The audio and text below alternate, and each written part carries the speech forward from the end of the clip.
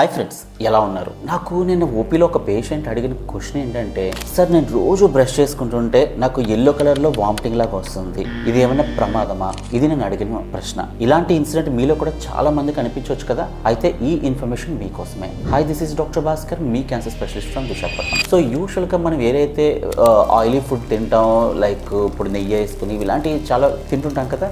తిన్నప్పుడు మన hands clean చేసుకోవాలంటే మనకు కావాల్సింది ఏంటి? ఆ డిటర్జెంట్, సోప్ ఏదో ఒకటి వాడి మనం ఆ హ్యాండ్స్ని క్లీన్ చేసుకుంటాం. అదేవిధంగా మనం తిన్న ఫుడ్ ఏదైతే ఫ్యాటీ ఫుడ్ ఉందో అదంతా బాడీలోకి వెళ్ళిన తర్వాత మనం ఆయిల్, ఘీ ఇదంతా కూడా బ్రేక్ అవ్వడానికి ఏదో ఒక డిటర్జెంట్ న్యాచురల్గా మన బాడీలో కావాలి. దాని పేరే బైల్.